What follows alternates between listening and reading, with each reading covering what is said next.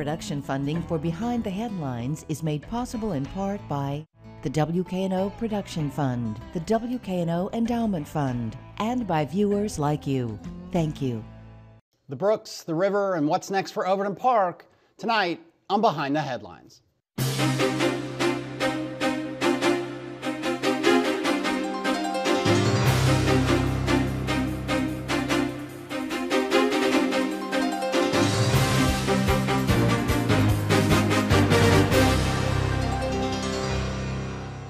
I'm Eric Barnes, publisher of the Memphis Daily News. Thanks for joining us. I'm joined tonight by Tina Sullivan, Executive Director of the Overton Park Conservancy. Thanks for being here again. Thank you. Emily Ballew Neff is Executive Director of the Brooks Museum of Art. Thank you for being here again. Thank you, Eric. Alan Crone is a Special Policy Advisor to Memphis Mayor Jim Strickland. Thanks for being here. Great to be here. Along with Bill Dries, Senior Reporter with the Memphis Daily News. So I will start with you, Emily, with a question you've probably gotten probably 100 to 2,000 times in the last month or two. Why in the world, I'm sure people say, some say, would the Brooks want to move? I can understand that a number of people were really shocked by the news. After all, we have been in beautiful and historic Overton Park for over 100 years. And what I would say to your listeners is that the Brooks board and staff has been trying to address one of the challenges that we have operationally to one of the three parts of the building that we are now housed in. And the board's been trying to address that since 1993. Everything was teed up around 2008 to finally address those operational problems. And of course, the Great Recession happened and everything was mothballed. So for the past 18 months, the board created a new long-range planning committee, which spent 18 months going through a 90-page document with a fine-tooth comb to assess our physical constraints within the park, to come up with some options, and basically what long-range planning after an 18-month period concluded is that we needed to put all options on the table. It's not just a matter of a cost-benefit analysis, that it was not going to be that much more to start over anew, but that was certainly part of it. And so by the time the board made it clear we really need to look at all options and consider a number of different, this is a long answer to your question. No, that's all right. The fantastic, in our view, Studio Gang Riverfront Concept Plan, which in my understanding, and I recognize I'm a New Memphian, is the first of many plans that takes into account and treats holistically the Memphis riverfront, the whole 6 miles. And one part of that is the fourth bluff. And one thing that our board recognized was in that plan, or concept I should say, that the fourth bluff, where now the parking facility and the fire station are, which is really the front door of Memphis, a kind of gateway to Memphis, that a cultural anchor or a cultural amenity should be on that site. And that's something that we all really picked up on and saw that opportunity. And we'll dig into a whole bunch more of everything you said, but I want to get, Alan, you in, and you've been on the show recently, your boss, the mayor, was on recently, talking about the Brooks and the excitement of this. You were on the Riverfront Task Force, I believe, that the mayor appointed. Correct. From your point of view, and I think it's now official that the mayor has invited, and you know, this was something they were studying, this is now an intent to move down there. The mayor's point of view, why the Brooks, why downtown? Well, I think every great city has an art museum downtown. And I think the opportunity to do something really significant on that block of the riverfront is a great opportunity for downtown and tourism in downtown. And I think it also solves some problems long-term in Overton Park in terms of all of the increased use in Overton Park. And it meets the needs of the Brooks. I think it's the type of thing that probably is going to be a lot easier to raise money for because it's going to be iconic, it's going to be game-changing for downtown. It's an opportunity to really put a signature on downtown Memphis. And so I think there'll be lots, I don't want to speak for Emily on that, but we believe there'll be lots of private money and philanthropy money that'll come in and want to be a part of that. And we'll come back to the funding and gets into the TDZ and the public and the private and so on. But before I get to Tina, Bill, let's you and I talk. The other news that really was, as best I understand, and you can correct me if I'm wrong, that happened simultaneous with this but was not related to it, is that the Memphis College of Art, located in Overton Park, is decided to close its doors, and it's doing kind of a teach down. It will wind down operations over the next, I believe, 2 years. A beloved and historic part of the Memphis community, and then obviously anchored right in Overton Park. Give us some background on MCA deciding to close. This is something that had probably been in the cards, but I think a lot of people were trying to avoid for several years now. And it's not something that's necessarily unique to Memphis. These colleges of art in other cities have had a difficult time financially. There were some moves made for the Memphis College of Art to open a downtown branch on South Main that just clearly didn't work out. So the decision was made with interim leadership there that really the only course of action at this point was to close. So the classes that are there now will graduate. We'll move toward graduation. That's why the 2-year wind down period. But the Memphis College of Art is not accepting any new students at this point. And so that and we'll do another show at some point here, and we'll try to get the leadership on and so on. But I think we made a decision not to mix the two issues because they're so different. But for you, Tina, as executive director of the Overton Park Conservancy, and I have to disclose, of course, as I always do, that I am on the board. I'm board chair, I believe, of the Overton Park Conservancy right now.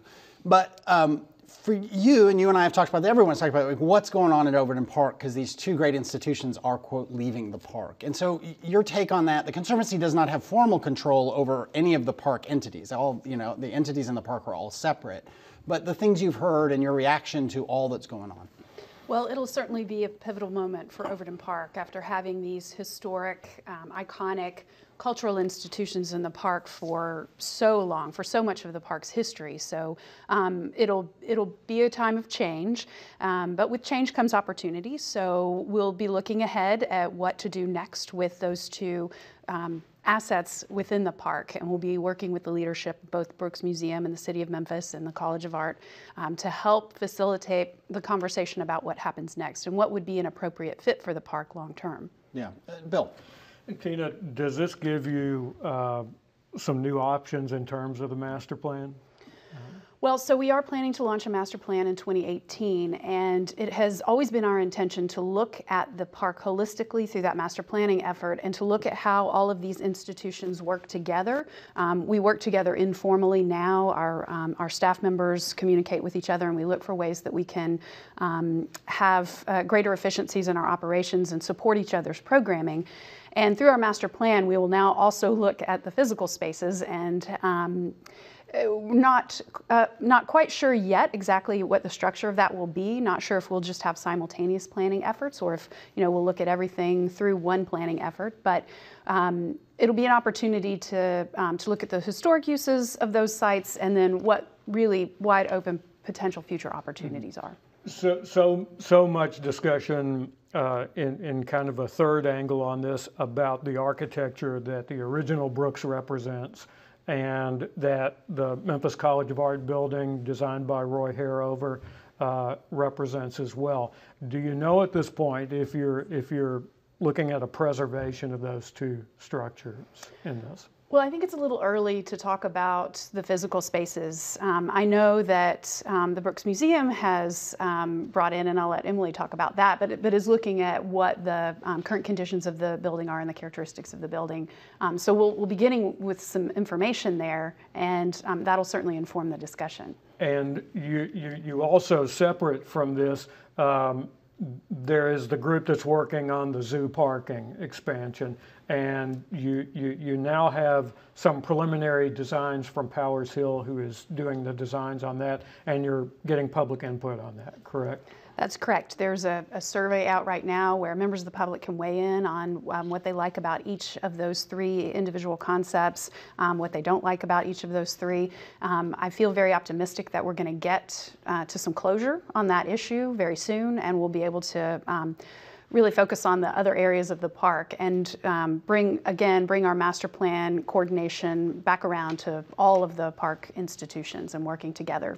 And obviously the park and zoo parking has been a controversy for several years now. So when these other separate pieces came up, there was some thought that, okay, is the zoo parking plan or the trajectory that it's on going to change any with Brooks moving out, with the Memphis College of Art closing? Will the zoo parking plans change as a result of those other changes? I don't anticipate those plans changing. I don't anticipate the design approach changing. And I also don't anticipate the overall needs of park users changing with the move out of these two institutions. We still expect to have something on both of those sites. That's what I assume today. And those new uses will have their own parking needs. They'll have their own stakeholders to weigh in, but right now that's a big unknown. But I think it's safe to assume that we're going to have somebody using those spaces and needing parking for them. So, one of the pieces of this zoo parking lot expansion is the anticipation that there will be use of that parking space by some of the other park users. For example, the Levitt Shell using the parking lot during evening events when the zoo patrons are not using that lot. Emily, your thoughts on what happens next with, let's just stick with the Brooks Museum, although I'm also curious, just as a neighbor, as it were, your thoughts on MCA. But in terms of the Brooks, what do you see happening there? Will the Brooks have a say in what happens next there, or is it really more handing it off to the next This is tenant? Where the board and staff needs to be Switzerland. We're going to care for and maintain. We've already done some fantastic renovations. The city of Memphis helped us with some of it, but a lot of it we did ourselves, getting ready for the centennial. Until the minute we leave, we will take very good care of the building, leaving it better than when we came in, we hope. But it is not, the building is owned by the city, so it is not in we can't, that's not our decision to make. So our goal is to set up something that's very positive, that's productive, but is ultimately neutral. I've received lots of different phone calls from people with ideas, and that's all great, but I do explain to them it's really the city and OPC will be working on a process, and we will not be involved in that. We want to be helpful to the process, but we won't really have an opinion.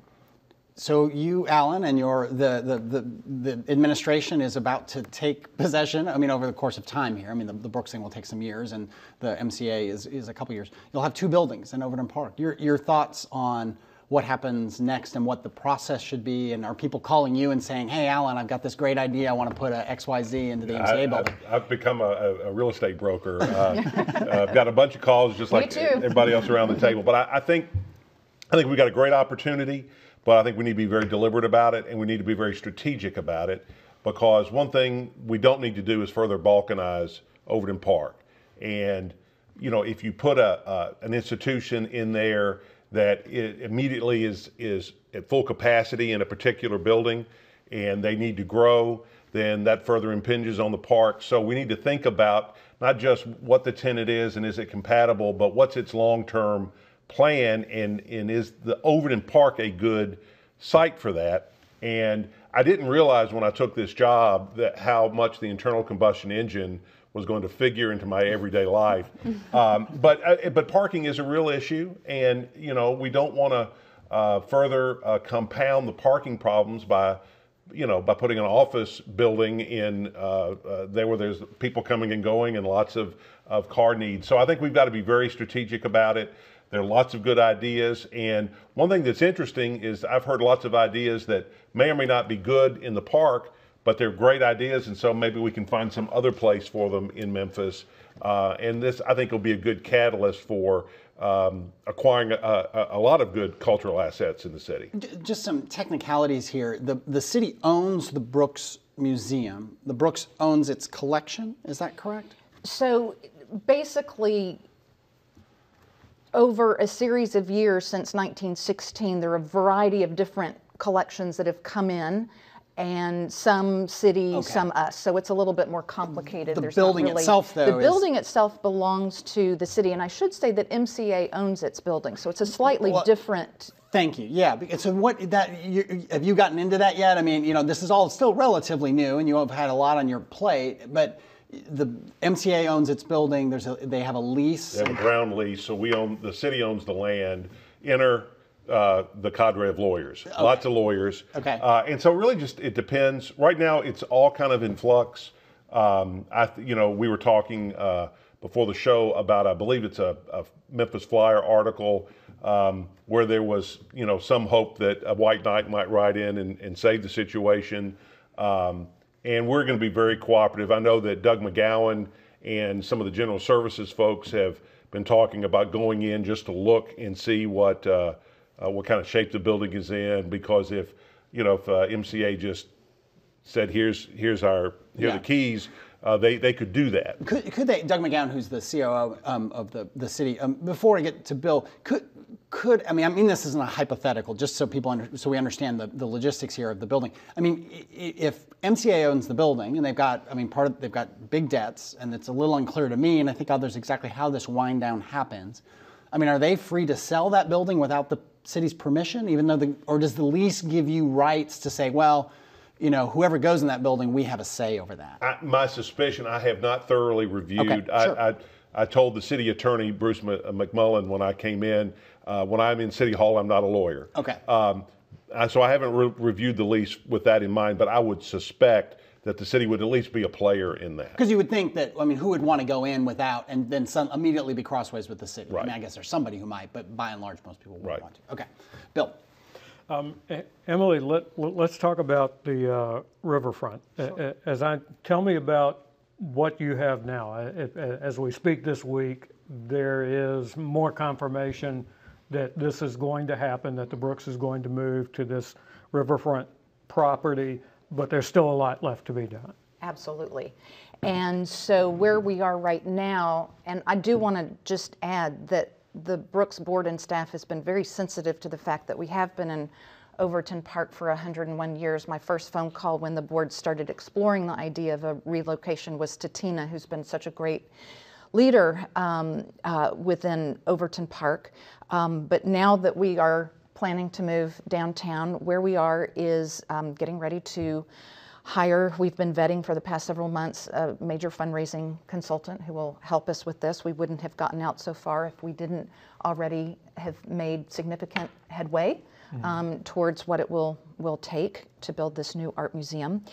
We will be working on an architect selection process, which will take anywhere between 6 to 9 months. I think 6 months is a little bit optimistic. Our collection is international, and so we will be casting a very wide net, and we'll go through a very thoughtful and deliberate process, being very sensitive to the site, which in my opinion, and I think it's shared by a lot of international architects who have already called, is some of the best real estate in the world. It's an incredibly beautiful site. It's the Mississippi River. There's a real opportunity here to do something that's quite sensitive to the site. But it's probably a 5-year process. I mean, we're aiming for 2022, and I think what people forget about art museums is once it's built, you still have to test all the climate controls. So there's a several-month period before you even bring in one work of art, much less 10,000 works of art. So there's at least a 6-month process of testing, 6 to 9 months of testing, and then bringing in the collection. So we're looking at 2022, and that is reasonable. It's a pretty tight deadline for an art museum. We think it's doable, barring any sort of unexpected turns. A couple of questions on that, and I'll go back to Bill. Do you have a budget or even a scale of, what we're talking about in terms of money? So yes, we do.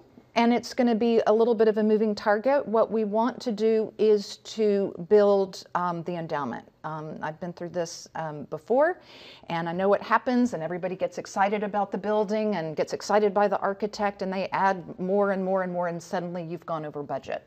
We don't want to do that. We want to have a runway for when we open, and so we're really focusing on the endowment. So for every dollar that goes towards the construction of the new building, a certain percentage will go towards endowment, whether it's 80-20, 75-25, 90-10, we don't know yet. It's too soon. Right, but you successfully dodged. Do you have a budget or a goal, or you avoid it? So right and you now, may not be ready to disclose that. I mean, I think actually anyone could sort of, if they wanted to do their own research, I mean, it would end up being around $110 million. For just in the That's facility. building, that is endowment. Building, endowment, and the whole thing. And then, but remember, with art museums, and this is the part that's really tricky for people, the rule of thumb, you can do it for less. I certainly know art museums who've done it for more, and it's a sticker shock. So everybody, if you have a pacemaker, make sure it's working. $1,000 per square foot is usual for art museums, and I know that that's shocking for people, but people have to remember the kind of climate control, humidity control factors that you have to do for the collection. And we have a duty of care for over 10,000 objects. And so there are certain things that we must do where we are one of 272 accredited art museums in the country. There are something like 30,000, but only 270 or so of them are accredited. We're one of those precious few. So we take very seriously our duty of care. Those are some of the issues that are with the current site, right? Is climate control and the safety of and the care and we maintain it, but we've MacGyvered it as far as we can. Yeah. Okay. Back to Bill. And in order to get traveling exhibitions, I think people who don't know what goes into these shows, but there are insurance companies that insure these works of art, and nothing moves until they're satisfied that no damage is going to be done. And thank you for saying that, Bill. We're actually working with an unnamed institution for 4 major loans, and they remembered from the 1990s the challenges to our climate. Now, we maintain it, but it really is as I said, we've MacGyvered our way as far as we can. Alan, you're going to be involved in the talks, I take it, in working this out. And the mayor has talked about some fundraising. He's also talked about some city funds. Are there parameters on your side of this as these discussions begin about how to finance this? Well, we've had some discussions about it, and I think when it comes to the art gallery, we'll let Brooks take the laboring oar on that. Just as in economic development situations, Mayor Strickland's policy is to kind of be gap fillers, be the last money in, that sort of thing. One idea that is we'll get the site prepared. We're providing the real estate, so that's a significant contribution, and we'll be there. The tourist development zone. We're asking the state to extend the qualified public use to include the riverfront, which also would include this project, and so there'd be some money for that. But we're trying to put a seed in each one of these projects rather than trying to build one project with all of the TDZ money we'll be getting.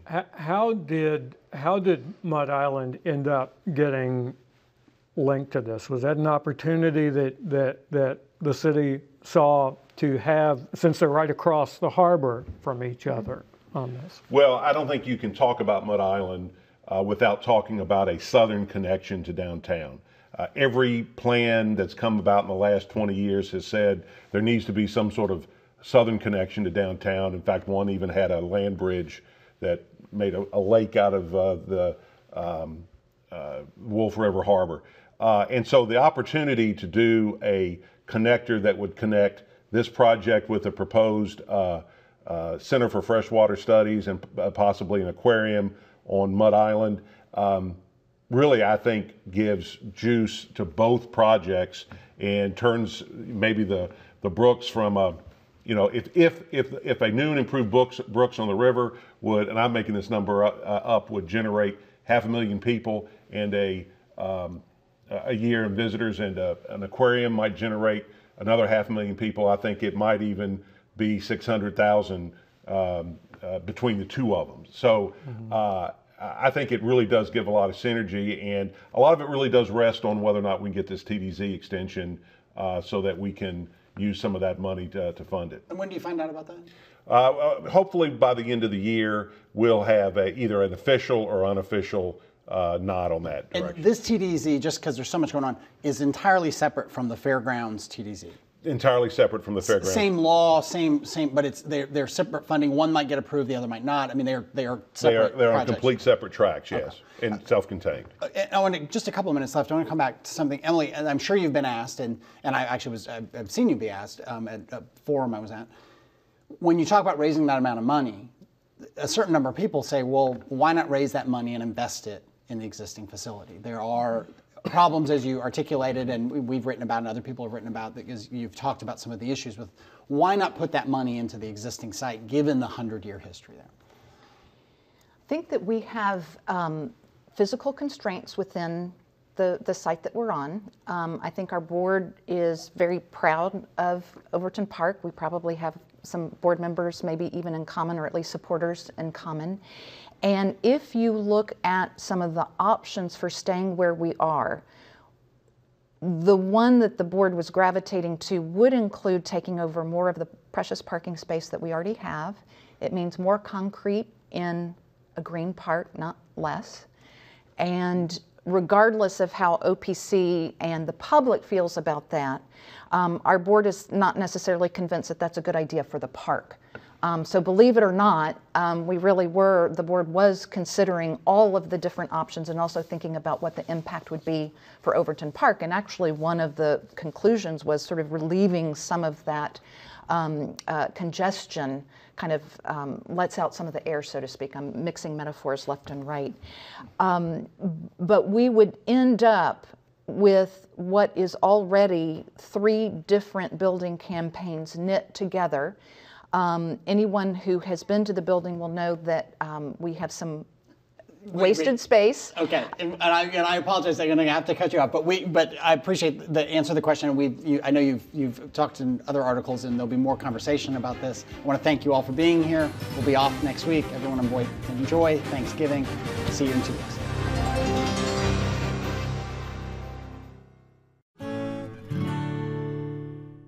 Production funding for Behind the Headlines is made possible in part by the WKNO Production Fund, the WKNO Endowment Fund, and by viewers like you. Thank you.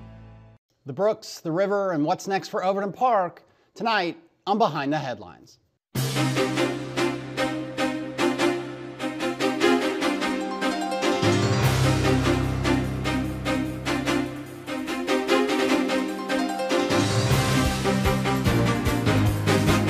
Constraints within the park to come up with some options, and basically what long-range planning after an 18-month period concluded is that we needed to put all options on the table. It's not just a matter of a cost-benefit analysis, that it was not going to be that much more to start over anew, but that was certainly part of it. And so by the time the board made it clear we really need to look at all options and consider a number of different, this is a long answer to your question. No, that's all right. One of the 3 parts of the building that we are now housed in. And the board's been trying to address that since 1993. Everything was teed up around 2008 to finally address those operational problems. And of course, the Great Recession happened and everything was mothballed. So for the past 18 months, the board created a new long-range planning committee, which spent 18 months going through a 90-page document with a fine-tooth comb to assess our physical... 2,000 times in the last month or 2. Why in the world, I'm sure some say, would the Brooks want to move? I can understand that a number of people were really shocked by the news. After all, we have been in beautiful and historic Overton Park for over 100 years. And what I would say to your listeners is that the Brooks board and staff has been trying to address one of the challenges that we have operationally I'm Eric Barnes, publisher of the Memphis Daily News. Thanks for joining us. I'm joined tonight by Tina Sullivan, Executive Director of the Overton Park Conservancy. Thanks for being here again. Thank you. Emily Ballew Neff is Executive Director of the Brooks Museum of Art. Thank you for being here again. Thank you, Eric. Alan Crone is a Special Policy Advisor to Memphis Mayor Jim Strickland. Thanks for being here. Great to be here. along with Bill Dries, senior reporter with the Memphis Daily News. So I will start with you, Emily, with a question you've probably gotten probably 100 to